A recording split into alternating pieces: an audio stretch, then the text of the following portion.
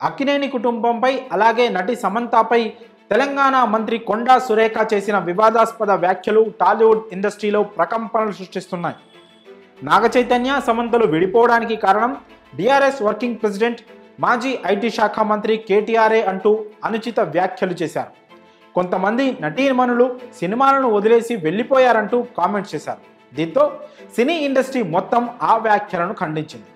రాజకీయ లబ్ధి కోసం సినీ ప్రముఖులను సంబంధం లేని విషయాల్లోకి లాగొద్దంటూ నాగార్జున ఫ్యామిలీ మండిపడుతోంది. సమంత కూడా ఫైర్ అయ్యారు. ఈ నిరాధారమైన వ్యాఖ్యలు వెనక్కి తీసుకోవాలని డిమాండ్ చేశారు. ఆమె తన వ్యాఖ్యలు వెనక్కు ఉపసంహరించుకొని క్షమాపణలు చెప్పినప్పటికీ జరగాల్సిన నష్టం అంతా జరిగిపోయింది. ఆమెపై పరువు నష్టం దావా వేశారు నాగార్జున.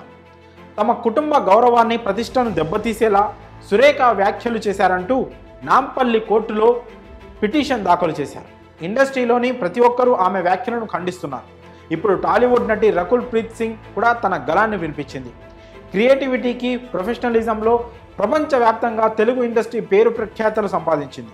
ఈ అందమైన పరిశ్రమలో నేను జర్నీ చేసినందుకు గర్వంగా ఫీల్ అవుతున్నా. ఇప్పటికీ అలాగే ఉంది. ఇలాంటి నిరాధారమైన దుర్మార్గపు పుకార్లు మహిళలపై చేయడం బాధాకరం.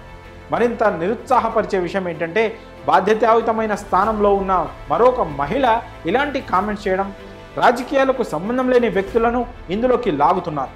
రాజకీయ లబ్ధి కోసం నా పేరును వినియోగించడం ఆపాలని నేను కోరుతున్నాను. సెలబ్రిటీలను రాజకీయాలతో ముడిపెట్టొద్దని రకుల్ పేర్కొంది.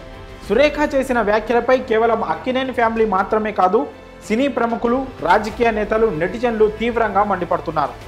మెగాస్టార్ చిరంజీవి, వెంకటేష్, జూనియర్ ఎన్టీఆర్, అల్లు అర్జున్, నాని, మంచు మనోజ్, విజయ్ దేవరకొండ, రవితేజ, సాయి ధరమ్ తేజ్, మంచు మనోజ్, సంయుక్త మీనన్, రామ్ గోపాల్ వర్మ, రోజా, చిన్మయి, ఖుష్బూ, సుమా కనకాల, రాజశేఖర్, శ్రీకాంత్, ఓదెల, సందీప్ కిషన్, బన్నీవాసు, కిరణ్ అబ్బవరం, శైలేష్ కొలను, ఇలా ఇండస్ట్రీ మొత్తం ఏకతాటిపైకి వచ్చింది. వ్యక్తిగత విషయాలను మీ రాజకీయాల కోసం వినియోగించుకోవడం సిగ్గుచేటు, బాధాకరం అంటూ ఫైర్ అవుతున్నారు.